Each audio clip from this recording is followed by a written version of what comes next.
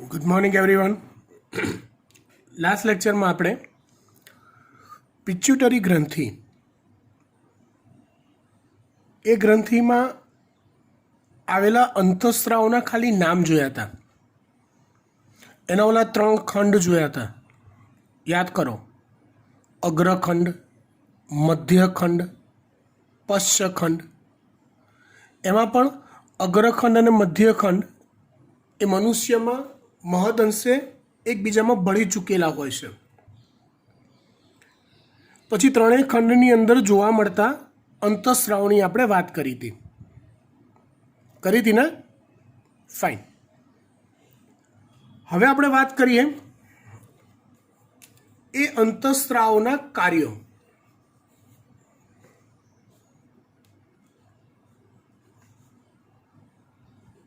વાત છે પિચ્યુટરી ગ્રંથિની.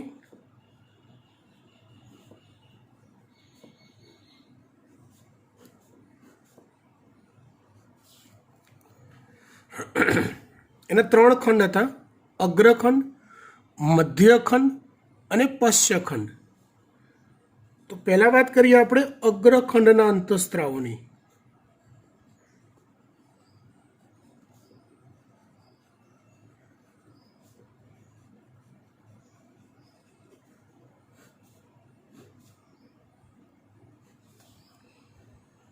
એમાં પહેલો અંતઃસ્રાવ લઈએ તો એ છે GH,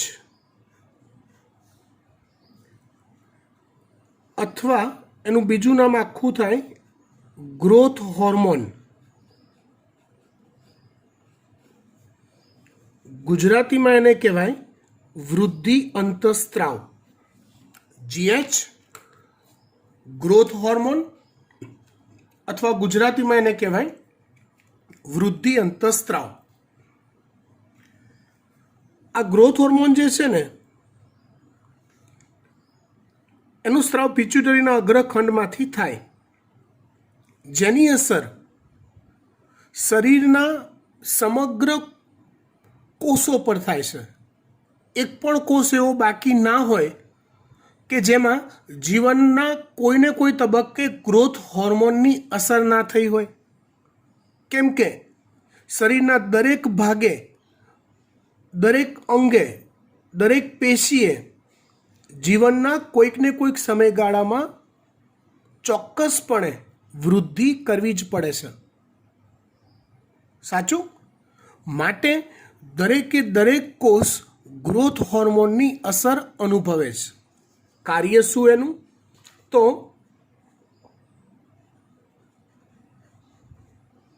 શરીરના વૃદ્ધિ અને વિકાસ ને પ્રેરે છે. શું કરે છે? શરીરના વૃદ્ધિ અને વિકાસને પ્રેરે છે. જુઓ બેટા, અંતઃસ્રાવનો સ્ત્રાવ એ બહુ જોરદાર વસ્તુ છે.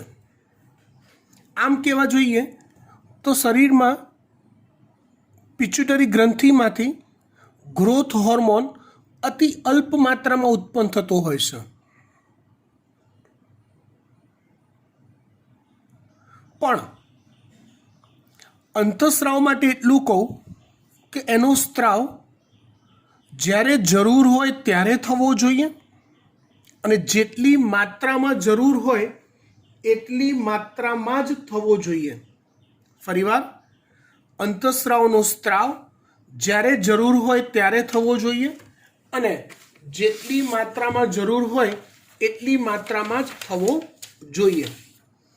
જરૂર કરતાં વધુ સ્ત્રાવ થાય તો એ લોચા, જરૂર કરતાં ઓછો સ્ત્રાવ થાય બેટા તો એ લોચા. કેવી રીતે? તો સમજો, આપણે ગ્રોથ હોર્મોનના કિસ્સામાં જોઈએ તો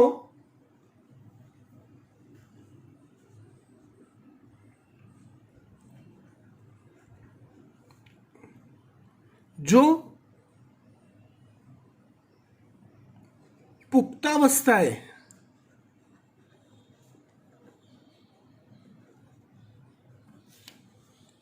ગ્રોથ હોર્મોનનો એટલે કે વૃદ્ધિ અંતઃસ્ત્રાવનો જરૂર કરતાં વધુ સ્ત્રાવ થાય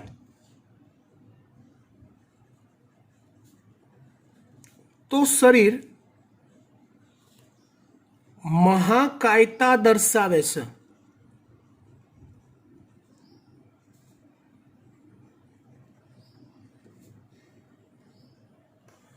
મહાકાયતા દર્શાવે છે. મહાકાયતાના માટે બીજો શબ્દ એક આપી શકાય, રાક્ષસીપણું. સામાન્ય કરતાં વધુ કદ હોય વ્યક્તિનું, એની હાઇટ બોડી અસામાન્ય રીતે વધતી હોય, ખાસ કરીને એનો જે ચહેરાનો ભાગ છે એ વિચિત્ર રીતે મોટો થતો જતો હોય. એનો ચહેરાનો ભાગ વિચિત્ર રીતે મોટો થતો જતો હોય. તમને એનું એક મસ્ત ઉદાહરણ આપું. તમે WWFમાં ભારતનું નામ રોશન કરનાર ધ ગ્રેટ ખલી ને બધા જ ઓળખતા હશો. ઓળખો છો ને? જો ના તો ગૂગલ સર્ચ કરીને ધ ગ્રેટ ખલી એવું ખાલી લખજો અને પછી એને જોઈ લેજો. એનો ચહેરો, એનું શરીર જોઈને તમને ચોક્કસપણે એવું થાય કે આ બાપડો મહાકાયતાથી પીડિત છે. બરાબર?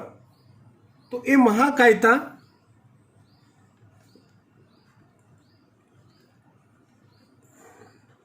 શરીરને અસામાન્ય, એબનોર્મલ વૃદ્ધિ તરફ દોરી જાય છે, એટલે લઈ જાય છે. મહાકાયતા શરીરને અસામાન્ય વૃદ્ધિ તરફ દોરી જાય છે. હવે આ સ્થિતિમાં એક ખામી સર્જાય છે જેને એક્રોમિગેલી કહેવાય છે. એક ખામી સર્જાય છે જેને એક્રોમિગેલી કહેવાય છે. એક્રોમિગેલી એ ચહેરાના ભાગમાં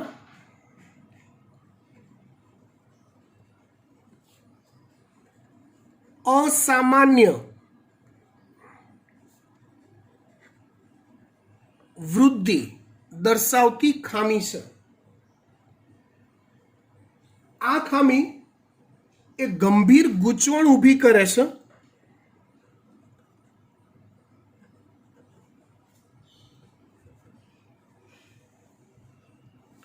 અને વ્યક્તિ અકાળે મૃત્યુ પામે છે. હવે આ જે ગંભીર ગૂંચવણ કીધી ને એ શેમાં? તો ગંભીર ગૂંચવણ એ ચયાપચયની પ્રક્રિયાઓમાં પાડે.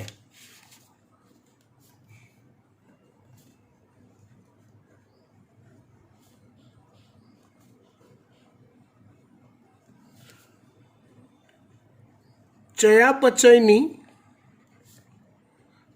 પ્રક્રિયાઓમાં ગંભીર ગૂંચવણ પેદા કરે. કોણ? ગ્રોથ હોર્મોનનો વધુ પડતો સ્ત્રાવ. પુખ્તાવસ્થા એનો વધુ પડતો સ્ત્રાવ થાય તો એક્રોમિગેલી રોગ નામની ખામી સર્જાય, જેમાં ચહેરાના ભાગની વૃદ્ધિ અસામાન્ય બને અને ચયાપચયની ક્રિયાઓમાં ગંભીર ગૂંચવણો ઊભી થાય અને વ્યક્તિ અકાળે મૃત્યુ પામે છે. એના કરતાં ઊંધું કે જો ગ્રોથ હોર્મોનનો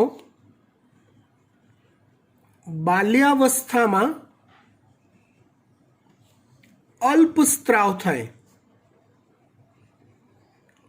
જો ગ્રોથ હોર્મોનનો બાલ્યાવસ્થામાં અલ્પ ઓછો સ્ત્રાવ થાય, મેં પહેલાં કીધું અંતઃસ્ત્રાવનો સ્ત્રાવ જ્યારે જરૂર હોય ત્યારે જ થવો જોઈએ, જેટલી માત્રામાં જરૂર હોય એટલી માત્રામાં જ થવો જોઈએ. વધુ સ્ત્રાવ થયો તો આ લોચા ઊભા થયા. મહાકાયતા અને એક્રોમીગેલી નામની ખામી સર્જાય. અને જો બાલ્યાવસ્થામાં ગ્રોથ હોર્મોનનો અલ્પ સ્ત્રાવ થાય તો તે સંજોગોમાં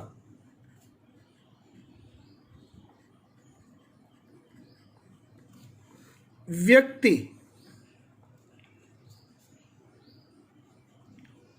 વામનતાથી પીડાય છે.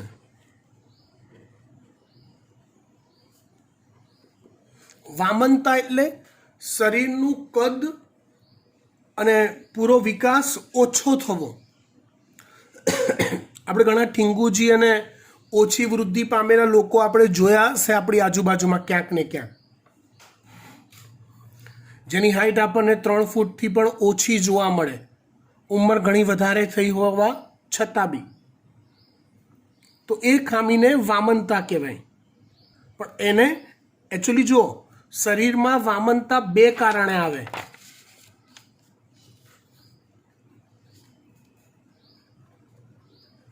શરીરમાં વામનતા 2 કારણે આવે. એક આપણા શરીરમાં એક થાઇરોઇડ ગ્રંથિ છે, એનો એક અંતઃસ્ત્રાવ છે, આગળ આપણે ભણીશું, થાઇરોક્સિન. જો એ થાઇરોક્સિનનું પણ જો અલ્પ પ્રમાણ હોય બાલ્યાવસ્થામાં તો પણ વામનતા આવે છે. એને થાઇરોઇડ ગ્રંથિ અથવા થાઇરોક્સિન વામનતા કહેવાય છે. અને એવી રીતે ગ્રોથ હોર્મોનના અલ્પ પ્રમાણ ના કારણે જો વામનતા આવે તો એને શું કહેવાય છે? ગ્રોથ હોર્મોન વામનતા કહેવાય છે. બરાબર. આ બંને અલ્ટિમેટલી શરીરની ચયાપચયની ક્રિયાઓ પર અસર કરતા અંતઃસ્ત્રાવો છે. એ બંનેના કારણે વામનતા આવી શકે છે. ગ્રોથ હોર્મોનનો લોચો શું છે કે ઘણા સમય સુધી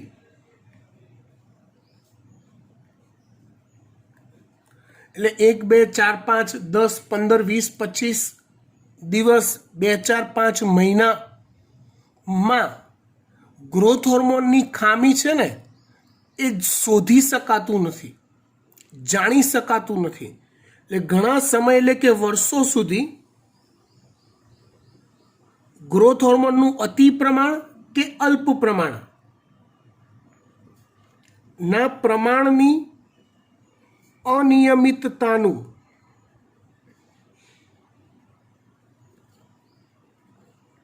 નિદાન થઈ શકતું નથી.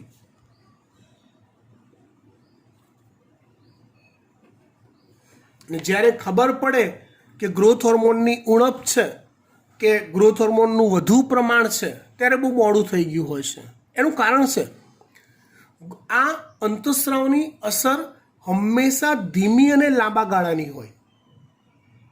એવું ના હોય કે આજે રાત્રે એક 3 વર્ષનું બાળક કે જેની હાઈટ 2 ફૂટ છે એ રાત્રે સૂઈ ગયું, રાત્રે પિટ્યુટરી ગ્રંથિમાંથી ગ્રોથ હોર્મોનનો સ્ત્રાવ ધમાધમ ચાલુ થયો અને સવારે ઉઠ્યો ત્યારે એની હાઈટ 2 ફૂટની જગ્યાએ 2.5 ફૂટ થઈ ગઈ. એવું થાય કોઈ દિવસ? ના થાય. ગ્રોથ હોર્મોનની અસર જે થાય એ ધીમી ગતિએ થાય. રોજે રોજ તમને એનો અંદાજ ન આવી શકે. ખ્યાલ આવે છે વાત? અને માટે એની ઉણપ હોય કે એનું અતિ પ્રમાણ હોય તો એના કારણે સર્જાતા લોચા તાત્કાલિક પકડી શકાતા નથી. અન્ડરસ્ટેન્ડ? ફાઇન. આપણે વાત કરી રહ્યા છે પિટ્યુટરી ગ્રંથિ. એના 3 ખંડ હતા, અગ્રખંડ, મધ્યખંડ અને પશ્ચખંડ. આપણે અગ્રખંડના અંતઃસ્રાવ વિશે જોઈ રહ્યા છીએ. એમાં પહેલો અંતઃસ્રાવ આપણે જોયો ગ્રોથ હોર્મોન. બીજો અંતઃસ્રાવ આપણે લઈએ તો બીજો અંતઃસ્રાવ છે પ્રોલેક્ટિન.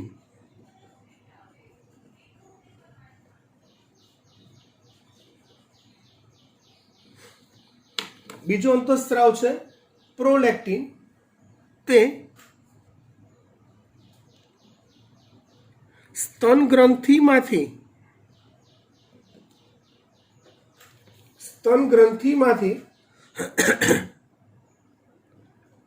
દૂધના સ્ત્રાવનું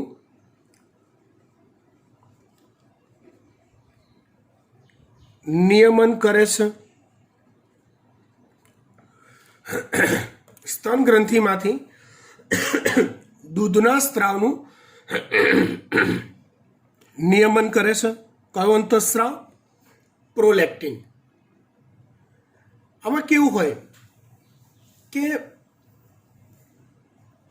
સ્ત્રીમાં માદામાં સ્તન ગ્રંથિનો વિકાસ તો થાય છે, પરંતુ જ્યાં સુધી સ્ત્રી માતા ન બને ને ત્યાં સુધી સ્તન ગ્રંથિમાંથી દૂધનો સ્ત્રાવ થતો નથી. જ્યાં સુધી સ્ત્રી માતા ન બને ત્યાં સુધી સ્તન ગ્રંથિમાંથી દૂધનો સ્ત્રાવ થતો નથી. રીઝન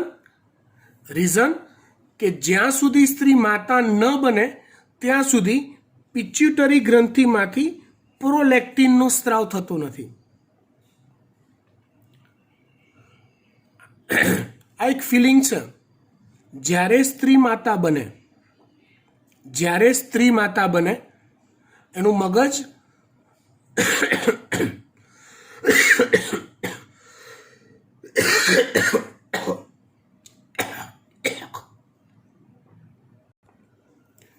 જ્યારે સ્ત્રી માતા બને એટલે એનું મગજ એ માતા બનવાની ફિલિંગનો અહેસાસ કરે છે.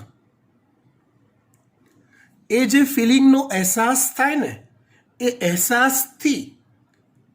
અહેસાસથી પિચ્યુટરી ગ્રંથિમાંથી પ્રોલેક્ટિનનો સ્ત્રાવ થાય છે, અને એ સ્ત્રાવ સ્તન ગ્રંથિમાંથી દૂધના સ્ત્રાવનું નિયમન કરે છે, અને સ્તન ગ્રંથિમાંથી દૂધનો સ્ત્રાવ શરૂ થાય છે. Okay, fine. ત્યાર પછી ત્રીજો અંતઃસ્રાવ જોઈએ.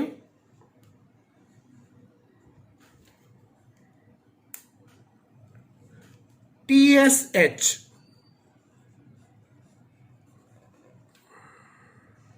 મતલબ થાઇરોઇડ સ્ટિમ્યુલેટિંગ હોર્મોન. TSH मतलब थायराइड स्टिम्युलेटिंग होर्मोन.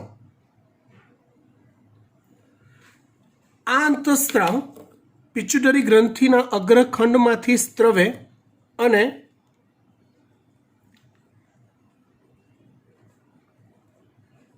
થાઇરોઇડ ગ્રંથિના અંતઃસ્ત્રાવોનું સંશ્લેષણ અને સ્ત્રાવ નું નિયમન કરે.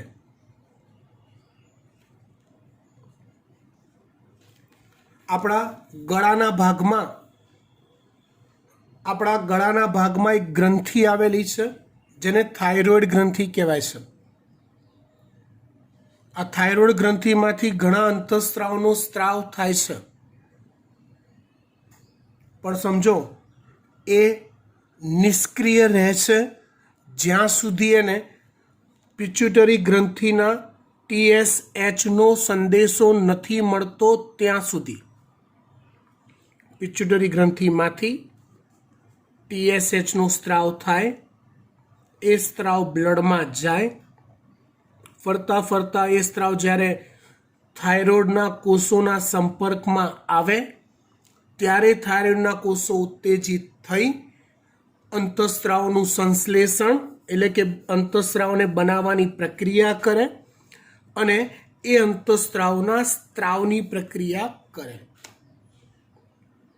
એ પહેલા આ પ્રક્રિયા ના થાય.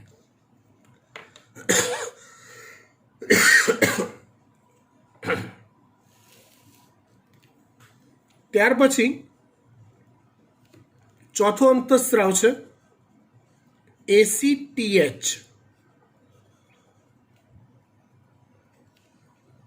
આખું નામ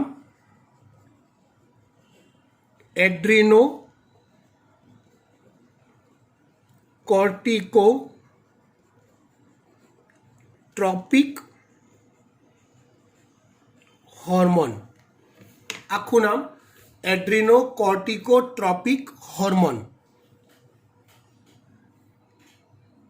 એટલે શું સમજાવું. આગળ આપણે આ જ ચેપ્ટરમાં ભણીશું એક ગ્રંથિ જેનું નામ છે એડ્રીનલ ગ્રંથિ. કઈ ગ્રંથિ? તો કે એડ્રીનલ ગ્રંથિ. આપણામાં બે કિડની હોય, મૂત્રપિંડ જેને કહેવાય, એ મૂત્રપિંડના અગ્રભાગે એડ્રીનલ ગ્રંથિ ચોંટેલી હોય છે. એ ગ્રંથિનો તમે આડો છેદ લો ને તો એ આડો છેદ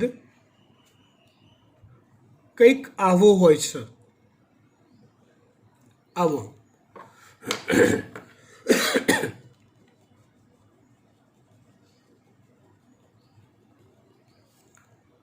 તો એના આડા છેદમાં ગ્રંથિને બે ભાગમાં વહેંચવામાં આવે છે. આ એક એનો બહારનો ભાગ જેને કહેવાય એડ્રીનલ બાહ્યક. સમજો બરાબર. બાહ્યકને અંગ્રેજીમાં કોર્ટેક્સ કહેવાય છે. એડ્રીનલ બાહ્યક, આ બાહ્યકને અંગ્રેજીમાં કોર્ટેક્સ કહેવાય છે અને અંદરનો જે ભાગ છે એને કહેવાય છે ગુજરાતીમાં એડ્રીનલ મજ્જક. મજ્જકને અંગ્રેજીમાં મેડ્યુલા કહેવાય છે. શું કહેવાય છે? મેડ્યુલા.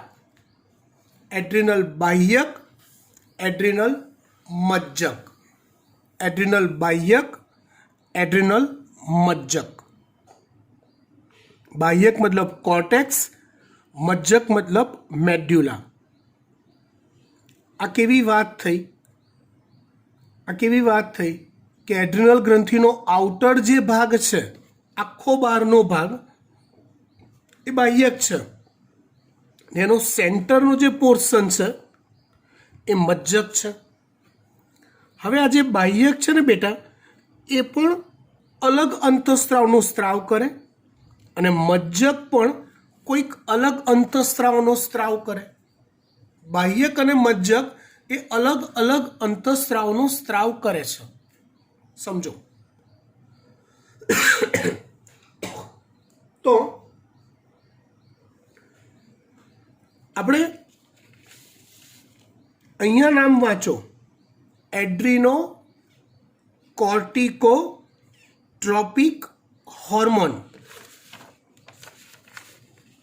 એટલે એડ્રીનલ કોર્ટેક્સ ટ્રોપિક હોર્મોન. એટલે આ અંતઃસ્ત્રાવ એડ્રીનલ બાહ્યક માંથી જે અંતઃસ્ત્રાવનો સ્ત્રાવ થાય, એડ્રીનલ બાહ્યક માંથી જે અંતઃસ્ત્રાવનો સ્ત્રાવ થાય એનું નિયમન કરે છે.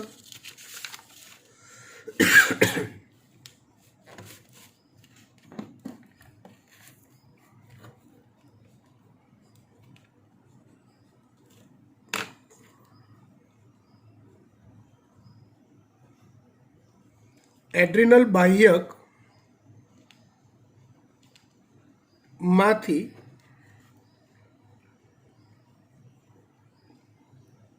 ગ્લુકોકોર્ટિકોઇડ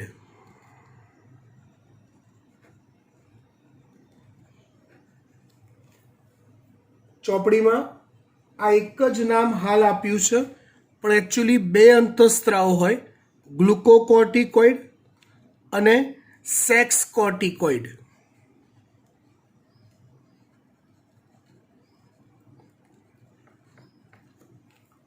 જેવા સ્ટેરોઇડ અંતઃસ્ત્રાવોના, સ્ટેરોઇડ એક અંતઃસ્ત્રાવનો પ્રકાર છે, સ્ટેરોઇડ એક અંતઃસ્ત્રાવનો પ્રકાર છે. તો એડ્રિનલ બાહ્યકમાંથી ગ્લુકોકોર્ટિકોઇડ અને સેક્સ કોર્ટિકોઇડ જેવા સ્ટેરોઇડ અંતઃસ્ત્રાવોનો સ્ત્રાવ પ્રેરે છે. કોણ? ACTH मतलब एड्रिनोकोर्टिकोट्रोपिक हार्मोन, मतलब एड्रिनोकोर्टिकोट्रोपिक हार्मोन એ એડ્રિનલ બાહ્યકમાંથી ગ્લુકોકોર્ટિકોઇડ, કોર્ટિકો. જો બેટા તમને આની અંદર નામ બધા ચિત્ર વિચિત્ર લાગશે. પહેલી વાર જ્યારે હું વાંચતો હતો ને આ બધા નામ ભણતો હતો ત્યારે સાચું કહું મને વિચિત્ર લાગતા હતા. પણ મને કોઈ આને ઇઝીલી કેવી રીતે યાદ રાખવું ને સમજાવવાવાળું નહોતું. હું તમને સમજાવી દઉં. તમે દરેક નામ જુઓ ને તો એમાં કંઈક ને કંઈક આમ એકદમ ઇઝી છે. એડ્રિનોકોર્ટિકો, તમને જો એ યાદ હોય એડ્રિનલ બાહ્યકને એડ્રિનલ કોર્ટેક્સ કહેવાય, તો એડ્રિનોકોર્ટિકો ટ્રોપિક હોર્મોન. હવે આટલું યાદ રહે ને એટલે એડ્રિનલ ACTH એ એડ્રિનલના કયા ભાગ પર અસર કરે ખબર પડી ગઈ? કોર્ટેક્સ પર, બાહ્યક પર. અને કોર્ટિકો આની અંદર બી છે, કોર્ટિકો આની અંદર બી છે. તમારે યાદ ખાલી શું રાખવાનું રહ્યું? ગ્લુકો અને સેક્સ, આ બે જ શબ્દો યાદ રાખવાના રહ્યા. ખબર પડી વાત? ડન.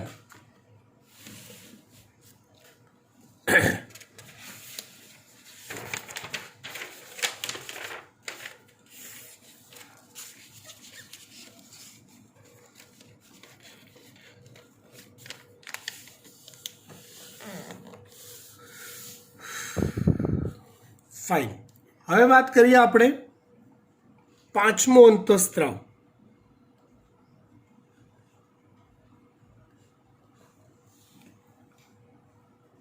પાંચમો અંતઃસ્ત્રાવ છે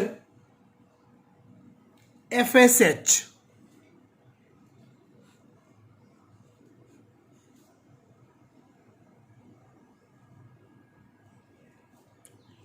આખું નામ follicle stimulating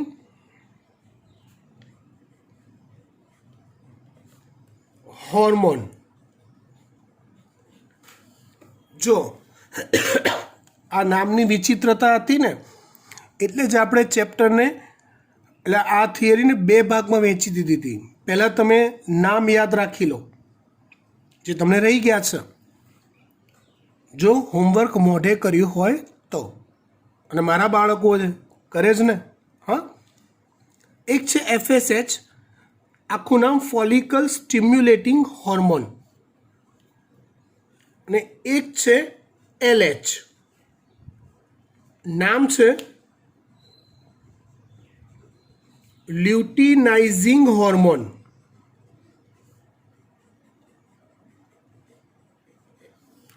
follicle stimulating hormone અને બીજું છે લ્યુટિનાઇઝિંગ હોર્મોન. આ બંને અંતઃસ્ત્રાવો 5 અને 6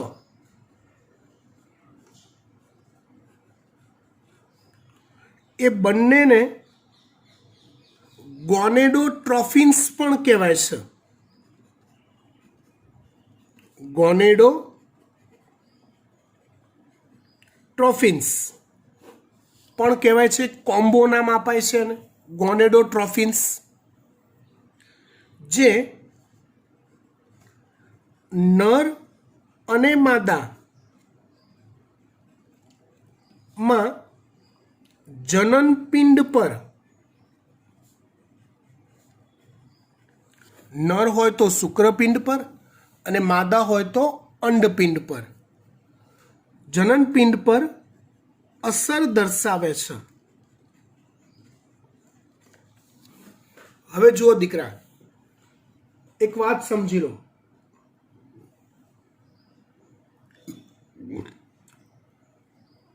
નરનું જનનપિંડ અલગ પ્રકારનું, માદાનું જનનપિંડ પણ અલગ પ્રકારનું. તો આ બંનેની શુક્રપિંડ પર અને અંડપિંડ પર એક સરખી અસર થોડી થાય, ના થાય, ડિફરન્ટ અસર હોય, હે ને? તો આપણે પહેલાં વાત કરીએ FSHનું કાર્ય.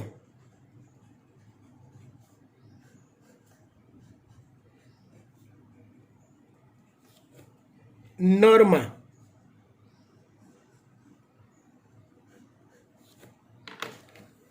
પહેલા આપણે વાત કરીએ FSHનું કાર્ય નરમાં.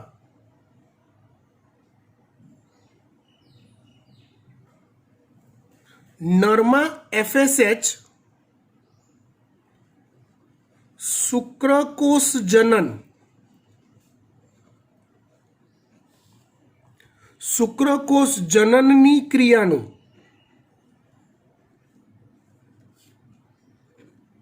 નિયમન કરે છે. મતલબ શુક્રપિંડમાં શુક્રકોષો ઉત્પન્ન થવાની ક્રિયાનું નિયમન કરે છે. જુઓ દીકરા, ભગવાનની કરામત જુઓ. તમને નરને દરેકને જન્મતા વેત શુક્રપિંડ ભગવાને આપી દીધા છે, પણ એ શુક્રપિંડમાંથી શુક્રકોષોનું નિર્માણ એ પુખ્તાવસ્થાએ અથવા ટીનેજર્સમાં થાય છે. 13-14 વર્ષ પછી અર્થઘટન શું થયું કે શુક્રપિંડ છે તારી પાસે, તો એમને મૂકી રાખ્યા. પણ જ્યારે પિચ્યુટરી ગ્રંથિમાંથી FSHનો સ્ત્રાવ થશે, તમને ખબર પડી ગઈ? પિચ્યુટરી ગ્રંથિમાંથી FSHનો સ્ત્રાવ ક્યારે થતો હશે શરૂ? તો કહેશો કે 13-14 વર્ષની આસપાસ શરૂ થતો હશે. અને ત્યારે જ શુક્રપિંડમાં શુક્રકોષોના નિર્માણની ક્રિયાની શરૂઆત થાય છે. એ પહેલાં થતી નથી. સમજ પડી વાત? ડન. એવી રીતે વાત કરીએ આપણે માદામાં FSHનું કાર્ય. તો માદામાં FSH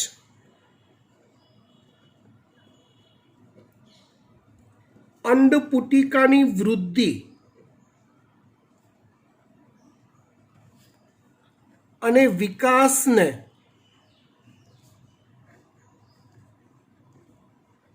ઉત્તેજે છે. સવાલ એ થાય કે આ અંડપુટિકા વળી શું છે? તો જો 12મા ધોરણની અંદર મનુષ્યમાં પ્રજનન નામનું ચેપ્ટર આવશે. અંડપુટિકાનો વિકાસ કંઈક આ રીતે થતો હોય છે. તમને ખ્યાલ હોય તો પરિપક્વ થયેલી સ્ત્રીમાં ઋતુચક્ર જોવા મળતું હોય છે 28 દિવસનું, જેને માસિક ચક્ર પણ કહેવાય છે. એમાં કંઈક આવું થાય. શોર્ટમાં સમજાવું છું, ખબર પડી જાય એવું કે આવા ઘણા બધા અંડકોષોનો સમૂહ હોય.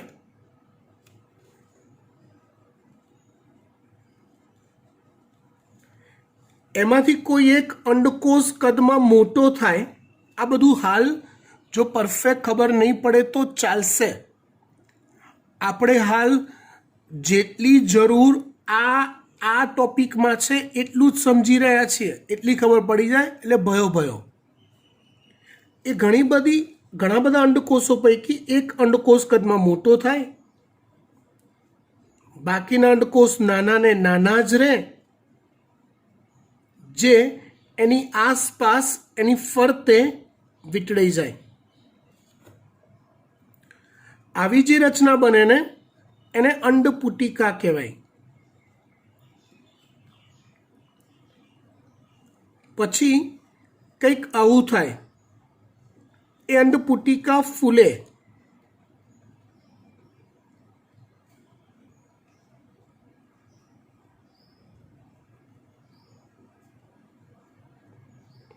અંદર જે કોષ રહેલો છે ને એ અંડકોષ કહેવાય, જે ફલન ક્રિયામાં ભાગ લેતો હશે.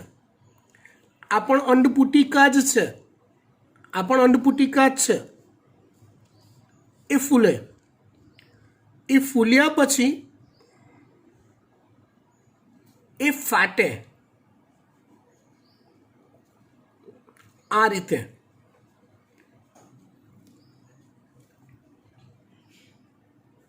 એ ફાટે એટલે અંદરથી અંડકોષ મુક્ત થાય.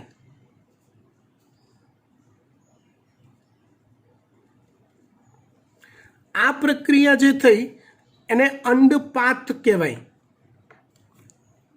અંડકોષનું પતન. મુક્ત થયેલો આ અંડકોષ એ અંડવાહિનીમાં જાય ફલન ક્રિયા કરવા માટે. અને આ જે બાકીના કોષો જે રહ્યા એમાંથી એક વિશિષ્ટ રચના બને જેને કોર્પસ લ્યુટિયમ કહેવાય. એક વિશિષ્ટ રચના બને જેને કોર્પસ લ્યુટિયમ કહેવાય. આ જે ક્રિયા થઈને અંડકોષોનો સમૂહ, એમાંથી એક અંડકોષ કદમાં મોટો બને, અંડપુટિકા રચાય, બાકીના એવા નાના નાના રહે, એ ફૂલે.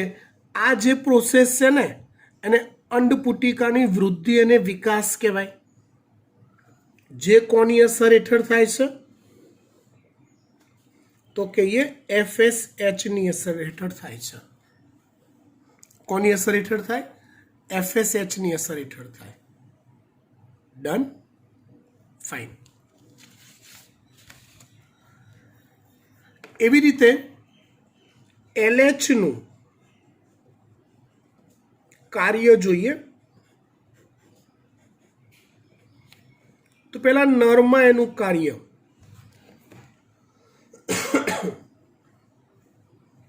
નરમાં તે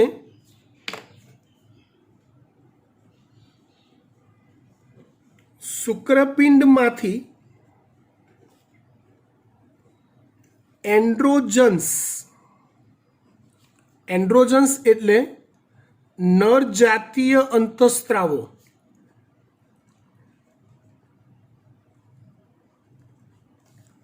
એન્ડ્રોજન્સ એટલે નર જાતીય અંતઃસ્ત્રાવો. તો એ શુક્રપિંડમાંથી નર જાતીય અંતઃસ્ત્રાવોના સ્ત્રાવને પ્રેરે છે. કોણ પ્રેરે છે? LH. એવી રીતે માદામાં LH શું કરે? તો માદામાં LH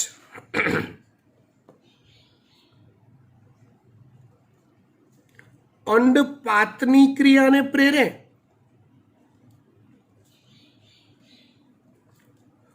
પ્લસ કોર્પસ લ્યુટિયમના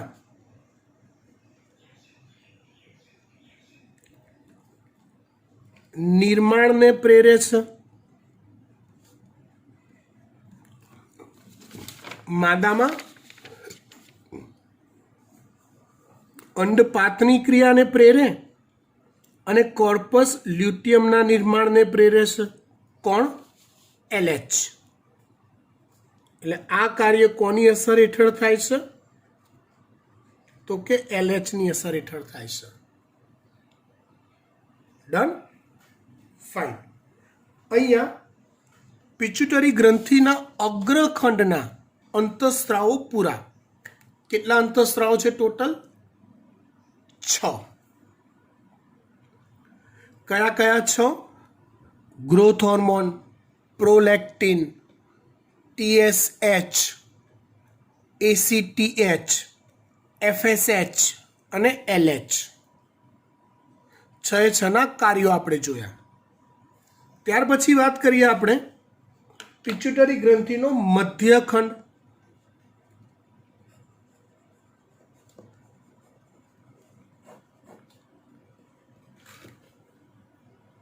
મધ્યખંડમાંથી એક જ અંતઃસ્ત્રાવનો સ્ત્રાવ થાય છે. કયો? તો કે છે MSH. આખું નામ મેલેનોસાઇટ સ્ટિમ્યુલેટિંગ હોર્મોન. મધ્યખંડમાંથી એક જ અંતઃસ્ત્રાવનો સ્ત્રાવ થાય, મેલેનોસાઇન સ્ટિમ્યુલેટિંગ હોર્મોન એટલે કે MSH. આ અંતઃસ્ત્રાવ તમને જો પહેલાં કહી દઉં, આપણી ત્વચા, આપણા માથાના વાળ, શરીર પરની રૂંવાટી, એનો જે રંગ છે ને એ મેલેનિન નામના રંજક દ્રવ્યોને આભારી છે. મેલેનિનનું સંશ્લેષણ આ કોષોમાં જેટલું વધારે થાય, રંગ એટલો ઘેરો હોય. મેલેનિનનું સંશ્લેષણ આ કોષોમાં જેટલો ઓછો થાય, રંગ એટલો આછો હોય. સમજો. તો MSH એ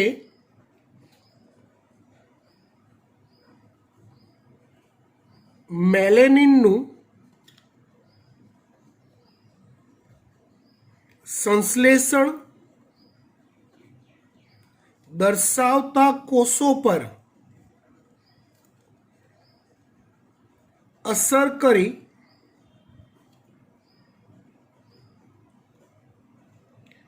મેલેનિનના સ્ત્રાવને પ્રેરે છે. મધ્યખંડની વાત પૂરી થઈ ગઈ. ડન. ત્યાર પછી વાત કરીએ આપણે પશ્ચખંડના અંતઃસ્ત્રાવો.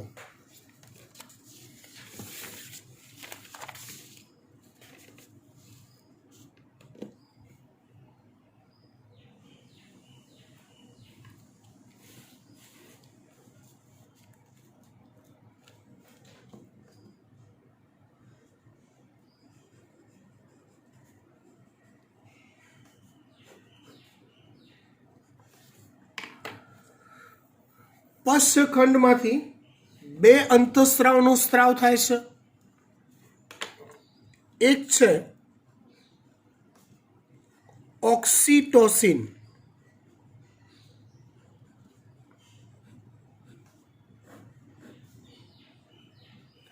અને બીજો છે વાસોપ્રેસિન. પશ્ચખંડમાંથી બે અંતઃસ્ત્રાવનો સ્ત્રાવ થાય. એક છે ઓક્સિટોસિન અને બીજો છે વાસોપ્રેસિન. તો ઓક્સિટોસિન જે છે એ શરીરમાં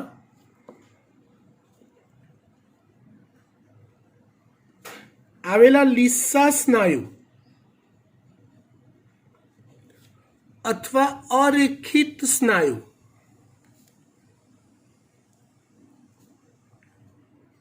પર અસર કરે છે. જો સ્નાયુના પ્રકાર આવે રેખિત, અરેખિત અને રદ. રેખિત સ્નાયુ, અરેખિત સ્નાયુ અને રદ સ્નાયુ પ્રચલન અને હલનચલનના ચેપ્ટરમાં આવી ગયું હોય. આવા 3 પ્રકારના સ્નાયુ હોય: રેખિત સ્નાયુ, અરેખિત સ્નાયુ અને રદ સ્નાયુ. તો સમજો, ઓક્સિટોસિન શરીરમાં લીસા સ્નાયુ પર કે અરેખિત સ્નાયુ પર અસર કરે. આ સ્નાયુઓ માટે સ્નાયુ સંકોચન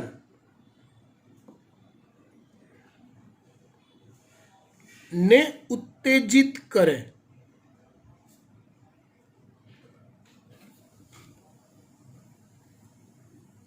માદામાં તે બાળ પ્રસવની ક્રિયા સમયે એટલે કે પ્રસૂતિની ક્રિયા સમયે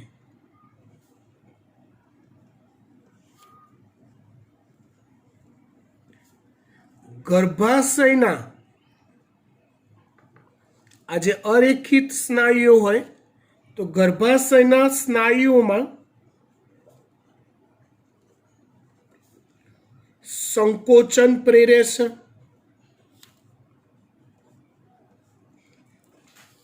માદામાં બાળ પ્રસવની ક્રિયા સમયે ગર્ભાશયના સ્નાયુઓમાં તે સંકોચન પ્રેરે છે અને સ્તન ગ્રંથિમાંથી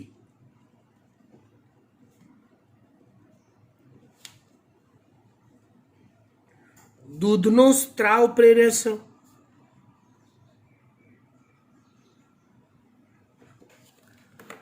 આગળ પ્રોલેક્ટિનનું બી આ જ કાર્ય આવ્યું.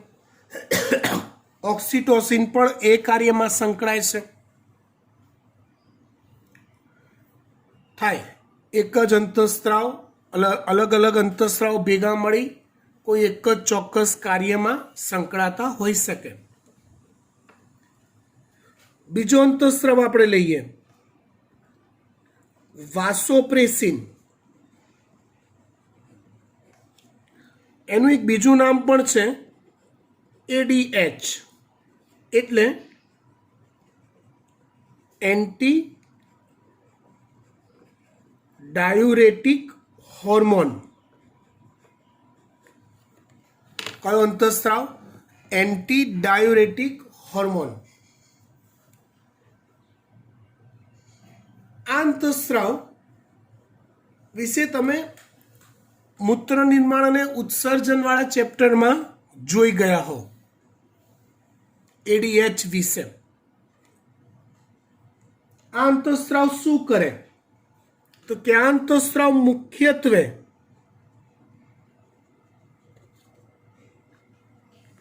મૂત્રપિંડ પર અસર કરે છે.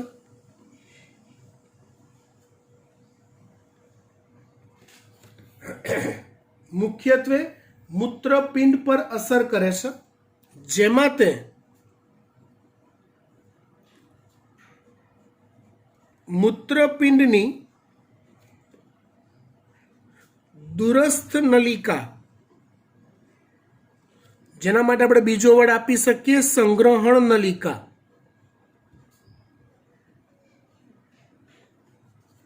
માં પાણી અને ઇલેક્ટ્રોલાઇટ્સ મતલબ કે ખનિજ આયનો ના શોષણને ઉત્તેજે છે.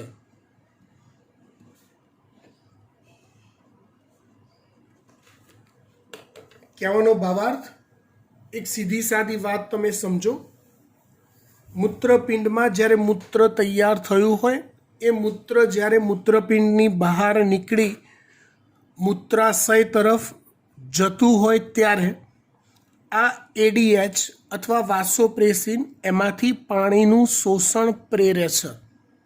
એટલે એમાંથી પાણી અને ઇલેક્ટ્રોલાઇટ શોષાઈને ફરી પાછા રુધિરમાં અથવા શરીરમાં ભળે છે. કહેવાનો ભાવાર્થ શું તો કે મૂત્રમાંથી પાણી શોષી લે એટલે મૂત્ર વધુ સાંદ્ર કરે છે. મૂત્ર વધુ સાંદ્ર કરે છે. ખબર પડે છે વાત? સંગ્રહ નલિકામાંથી પાણીનું અને ખનિજ આયનોનું શોષણ થાય એટલે મૂત્રમાં પાણીનું પ્રમાણ પુષ્કળ ઘટે અને ત્યારે જઈને આપણે દિવસમાં 4 થી 5 વાર 6 વાર જ ટોયલેટ જઈએ છીએ, એકી કરવા જઈએ છીએ. માની લો કે જો આ એડીએચ ના હોત તો તમારે મૂત્ર દ્વારા શરીર પુષ્કળ પાણી ગુમાવતું હોત અને તમે સતત પાણી પીધા કરો અને જો ના પીવો તો તમને ડિહાઇડ્રેશન થઈ જાય. તમે જે 2-4 કલાક પાણી વગર રહી શકો છો બીકોઝ ઓફ ADH, વાસોપ્રેસિન. બરાબર. હવે આ અંતઃસ્ત્રાવ ની ઉણપ જો હોય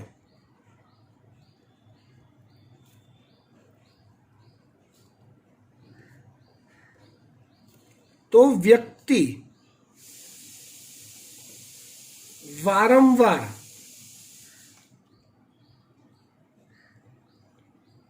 મૂત્ર ત્યાગ માટે પ્રેરાય છે.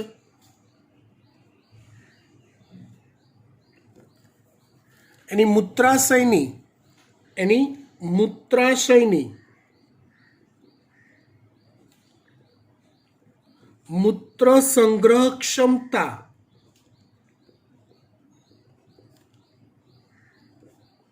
ઘટે છે. આ જો ખામી થાય તો તે ખામીને ડાયાબિટીસ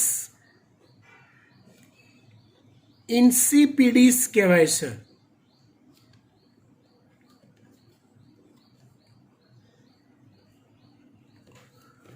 ડાયાબિટીસ જો બેટા 2 પ્રકારના હોય. અમુક દેશી ભાષામાં એવું કે ભાઈ લોહીનો ડાયાબિટીસ અને બીજું કે મૂત્રનો ડાયાબિટીસ. તો લોહીનો ડાયાબિટીસ જે છે એને ડાયાબિટીસ મેલિટસ કહેવાય અને મૂત્રનો ડાયાબિટીસ જે છે એને ડાયાબિટીસ ઇન્સિપિડિસ કહેવાય. ડાયાબિટીસ ઇન્સિપિડિસ ADHની ઉણપથી થાય અને ડાયાબિટીસ મેલિટસ લોહીનો ડાયાબિટીસ એ ઇન્સ્યુલિનની ઉણપથી થાય. એ ડિટેલમાં જ્યારે સ્વાદુપિંડ ગ્રંથિ ચલાવીશું ત્યારે શીખવાડીશું. અહીંયા પિચ્યુટરી ગ્રંથિની ચર્ચા પૂરી કરીએ છીએ. પરીક્ષામાં આખી પિચ્યુટરી ગ્રંથિ પૂછાવી શક્ય નથી. આમ છતાં પણ એનો અગ્રખંડ પૂછાઈ શકે તમને 4 માર્કમાં, મધ્યખંડ 1 માર્કમાં અને પશ્ચખંડ તમને 2 માર્કમાં પૂછાઈ શકે.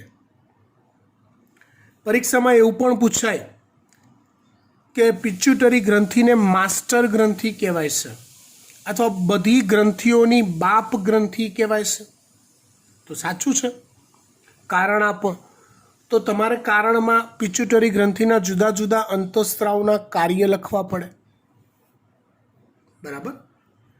કંઈ નહીં, થોડીક મહેનત કરવી પડશે આ ટોપિકમાં. બહુ બધું ડીપમાં અલગ અલગ વસ્તુ યાદ રાખવાની છે. મહેરબાની કરી આજે જ આ વસ્તુ તૈયાર કરી એકવાર ફેર બુકમાં લખી બીજી વાર મોઢે લખી નાખજો જ. Okay, thank you, by.